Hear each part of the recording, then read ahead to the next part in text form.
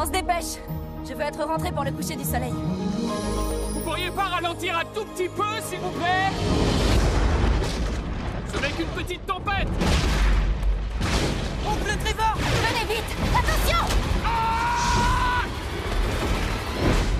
I think that was one of the things we set out initially. Yeah. It should be not a stupid American movie. No stupid American movies. Yeah. No, we can't.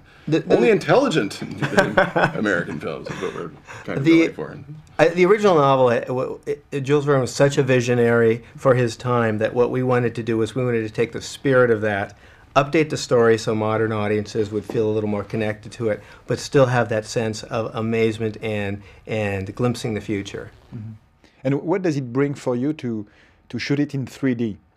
Because you could have done a yes. It was filmmaking of the future. We could, using the new tools, we could film something, instantly play it back on a giant screen in 3D. We put on the glasses, we're seeing it the same way the audience is going to see it.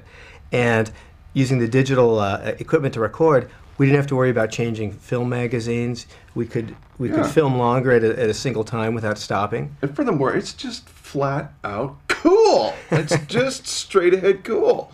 I mean, whether you like the story, you don't like the story, I defy you to not sit down with your friends in a house, go to the theater and see this movie and not be astonished by what you will behold.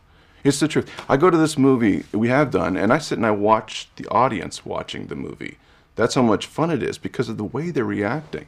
It's almost as if, I don't know, imagine, I don't know whatever happened. I've heard anecdotes and read of what happened when the Lumiere brothers first projected onto a screen or a wall or something like that. Someone told me that, I think it was of a train, and people fled to the streets. They didn't know what to make of it. And in a way, I don't know if we're going to have people running from the theater in our movie, but it does have this astonishing quality to it. And that's because the technology is at a point where it's at its zenith, and it's also sort of at its birth right now. We're only going to go forward, and there will be more 3D films that will follow.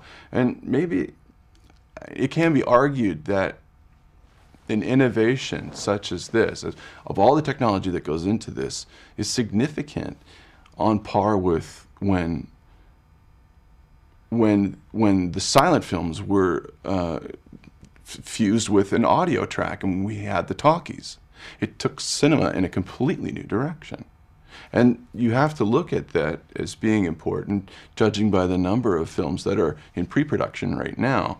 And let's face it, there are a lot of industry heavy hitters that are going to be keeping an eye and seeing how this live action, narrative-driven, family picture, feature-length, classic written by a French genius over 100 years ago is going to perform. It's going to tell a lot about the way that cinema is going to reveal itself inside of the next 2, 3, 5, 7 years. On est piégé, c'est ce que vous avez dit. Ne vous inquiétez pas, l'orientation, c'est mon 6e sens. Attention!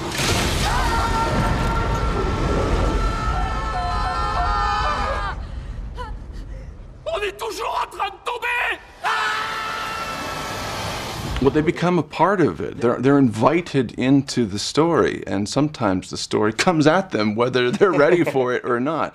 But because he's a skilled and careful director, he's made sure to just use that element judiciously, because what I remember from 3D movies was you just went and you put glasses on and you waited for something to happen and nothing really happened, and then maybe, I don't know, in Jaws 3, the shark would show up and just sort of float, but that was at the end. You're like, that was the 3D. Man, my money back. And you know, it just wasn't worth it. But we've got the 3 dimensions are, of course, that coming at you experience, like what you describe as being in there with the actors in the environment, and then of course the ability to take advantage of what all the CGI artists have been doing with computer-generated imagery, doing environments and backgrounds for years, but to see them with incredible detail and depth of field, it's almost like you need a telescope to take a look at the backgrounds. This is fascinating stuff. Par là! C'est de la lave. Elle se rapproche.